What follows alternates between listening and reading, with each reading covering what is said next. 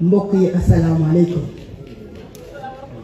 sama collègue député yi asalaamaaleykum ñaan yàlla ñaanal Sénégal jàmm ñëpp am jàmm ziar nañ ñëpp di sant yàlla nag ak yonent bi di sant waa Sénégal di sant Cheikhul Khadim suñu sëriñ di sant le président Abdoulaye Wade le formateur de formateurs le plus grand républicain du Sénégal di sant bu baax ku nu encouragé te nekkul ci salle di sant suñu candidat le président Karim Meïssa Wade di sant Maître Madické Niang ndax tey nekku fi waaye l'histoire m'a donné raison.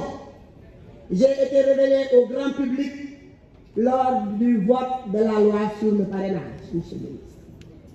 Je pense que tey fii honorable député Amadou Dia toog sama doom jee toogoon na ma ne ko nous avons des idées et nous les défendons. Ce parrainage ne doit pas exister au Sénégal. jàpp naa ni tey bi nga xamante ne joxaat ngeen loi joxaat ngeen droit matuñu woon kenn see leen daan toog Sénégal yépp ñu dégg ñuy teg loo xamante ni ñépp a koy dégg jàpp naa ni lii ak cant rek laa ko mën a jàppee moo waral ma yëg ndax dama ne woon nañ ma retiré waaye damaa ñëw pour sant xam ni l'histoire m'a donné raison ma jàpp ni nag loolu daf bu amee dafa am fu mu tegu ndaxte nit da ngay am coach sa derrière. Nous avons des coachs au groupe parlementaire Liberté et Démocratie derrière nous ñu ciy sant ñi nga xamante ne ñoo doon wax ne lii baax na lii baaxul nañ ko doxalee nii nañ ko waxee nii loolu tey moo law ba indi waxtaan bii nga xamante ne mooy le dialogue du peuple yàlla def parti démocratique sénégalais et ses alliés teew ci waxtaan ci ba la ñu doon défendre depuis 2017 ba tey yàlla indi ci solution bu leer nañ parce que ñun xam-xam kese lañu mën a demee mu ñoo demee ne boo defee opposition 27 ans gouverner 12 ans nekk un homme de la trempe de Abdoulaye Wade mënoo jum ci benn waxtaan booy waxtaan donc je pense que Sénégal tey war nañu xam ne lii teew lu baax la ci ñëpp parce que ñun dañoo toogoon fee bañ ko on peut pas vouloir une chose qui sont contraire fee lay toogaat yëkkati sama loxo ne ànd naa ci asalaamaaleykum wa rahmatulah. Merci cher collègue. La parole est à notre collègue Malick Diop. Abbas Fall le suivant.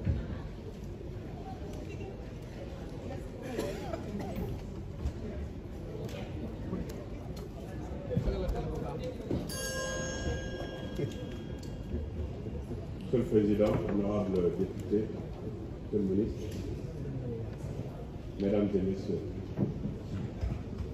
il est des lois qui sont des lois parfois polémiques, il est des lois qui sont parfois des lois qui défraient la chronique. Il est des lois qui sont issues de problèmes réels que les citoyens ont au fur et à mesure de choses importantes. Il s'agit parfois, par exemple, d'élections. C'est le cas précisément de la loi sur le parrainage. Il y a eu des polémiques, il y a eu des discussions, il y a eu des avis, beaucoup d'avis. La rationalisation des candidatures, la rationalisation des dépenses publiques, etc., etc. Il fallait à un moment donné voter une loi, partir sur une base et continuer. Dans le cadre de l'amélioration continue, je pense qu'il est important que nous puissions, nous, comme à l'international, témoigner ici de la vitalité de la démocratie sénégalaise. La vitalité d'une démocratie s'évalue à l'aune des discussions entre les parlementaires, les populations, etc., qui permettent d'améliorer au fur et à mesure des éléments textuels qui sont mis sur la place publique. C'est pourquoi, Monsieur le ministre de la Justice, garde des Sceaux, ce projet de loi portant révision de la Constitution qui a pour objet d'abroger et de remplacer les dispositions de l'article 29, est consolidant. C'est une avancée démocratique, parce que tout simplement, il a été issu de discussions qui ont permis naturellement de trouver des solutions. Je vous l'ai dit en commission, monsieur le ministre. Vous n'êtes pas rentré dans vos officines et vous ne nous avez pas sorti ces éléments sur la base de réflexion entre quatre murs. Non, pas du tout. Il s'agissait de discussion, il s'agissait de dialogue national impliquant tout le monde. Et c'est textuellement que vous avez proposé ce qui est issu de ce dialogue, qui est un dialogue national, qui n'est pas précisément un dialogue politique, la partie politique étant intégrée. Je voudrais également, monsieur le ministre, vous dire que nous avons été très satisfaits, toujours dans le cadre de la vitalité démocratique, du fait que vous soyez à l'écoute de ce que les parlementaires, en tout cas nous en premier, avions proposé, à savoir le retrait de l'article 87 de l'article 87 proposé en compte. Et ça, je pense que c'est important dans cette vitalité démocratique. Monsieur le ministre, vous nous avez écoutés et vous nous avez entendus lorsque nous avons parlé du cas de notre collègue Birame Souleye Diop. Nous tous, nous avons porté ce plaidoyer. Je pense que c'est important que des parlementaires puissent porter ensemble un certain nombre de plaidoyers et ça donne des résultats. Parce que je l'ai dit en commission, nous avons un collègue qu'on connaît courtois, qu'on connaît également très consensuel et qui, comme un homo sapiens normal, peut faire naturellement des erreurs. Et je vous avais dit en son temps, même la diplomatie sénégalaise arrive à soulever des montagnes, à déplacer des montagnes. Et je pense qu'il y a beaucoup d'avancées par rapport à cela et nous vous en remercions. Mesdames et messieurs, je pense que le débat il est important. Il est important qu'au fur et à mesure, quand il y a des avancées démocratiques, que nous qui sommes des parlementaires, nous puissions toucher du doigt ce qui se passe au niveau du Sénégal et montrer également à l'ONU, au monde entier que le Sénégal est une démocratie qui a une vitalité qui permet aujourd'hui d'être fier par rapport à l'international. Je vous remercie. Merci, cher collègue. La parole est à notre collègue Abbas Ismaël Diallo, le suivant.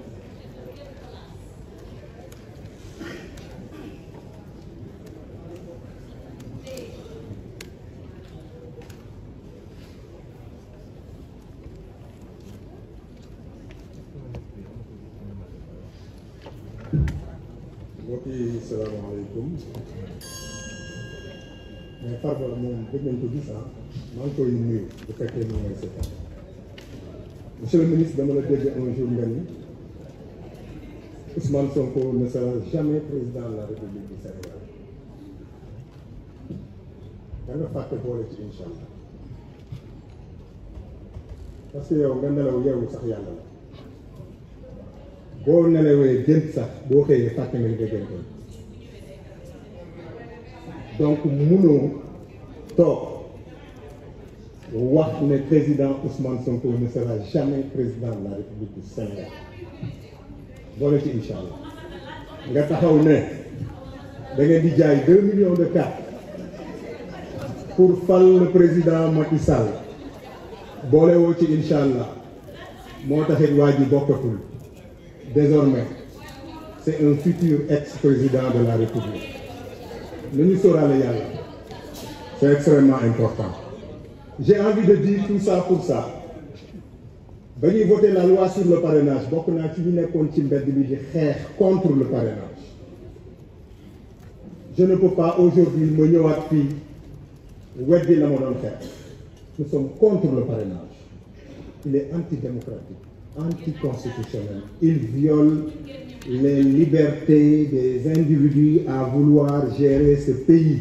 Sénégal, bari na ay nit ñoo xam ne nekkuñu ci ay partis politiques nekkuñu ci ay associations nekkuñu ci ay mouvements. Ils ont le droit d'aspirer à gérer ce pays nañ leen ci boole. Je suis foncièrement contre parce que ci mbedd mi laa nekkoon di ko xeex boobaa. Beneen mbir bi mooy tout ça pour ça l'heure est lueur laa ko bëgg a tuddee parce que le problème mais n'est pas réglé même pour les candidats yi xalaat ne ñoom potentiellement ce parrainage là les arrange. Macky Sall soppeekuwul la mu defoon en 2019 pour toog c'est un futur ex-président de la République loolu lay defaat président Macky Sall d'accord loolu lay defaat pour ki nga xam ne moom la xalaat ne moom moo koy remplacer te loolu sax defe naa yéen a ëpp problème ñëpp parce que seen chaise yaa ngay naaw yéen a ngay dóorante yéen a ngay saagante kii naan diw laa àndal kële naan diw laa àndal yéen sax déjà am ngeen problème donc ce parrainage doit disparaître de la Constitution. Beneen bi il y a d'autres éléments yu nekk même ci loi bi yoo xam ne c'est des éléments handicapants.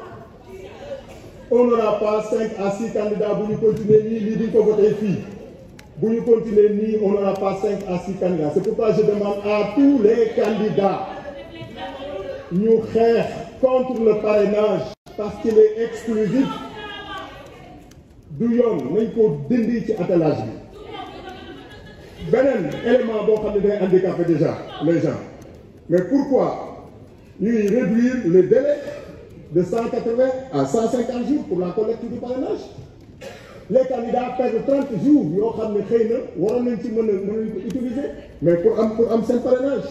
Le tirage au sort d'accord bu njëkk ba dañ daan buuxante nit ñi di dorante pour peñ pour jëkkër jàll d'accord tirage au sort mais le tirage au sort ne règle pas le problème de doublon donc rien n'a changé je suis désolé donc monsieur le ministre beneen bi les sanctions d'accord pour le parrainage citoyen mais pour les élus aussi il faut des sanctions il n'y a pas de mécanisme ici pour que bu ëllëgee comme fii ñun bu ñu daan voté projet de loi yi sax am na ay députés yoo xam dañuy yëkkati seen loxo ñaari yoon ba ñu kii leen donc il faut faire la même chose aussi au niveau du parrainage loolu aussi monsieur le ministre nañ ko xoolaat en gros monsieur le ministre ce parrainage est anticonstitutionnel Macky Sall day dem nañu bàyyi suñu réew du moom moo ñuy wax li ñuy def suba na dem bàyyi ñu ci jàmm Ousmane Sonko nag day bokk bii yow dama la ragal parce que da nga daan wax naan Macky du bokk Ousmane Sonko day bokk Macky dem na Ousmane Sonko day bokk yàlla kese moo mën a tere Ousmane Sonko bokk ci élection présidentielle inchallah et il sera le 5e président de la République du Sénégal. Je vous remercie mes très chers amis. La parole est à notre collègue Ismaïla Diallo et merci le suivant.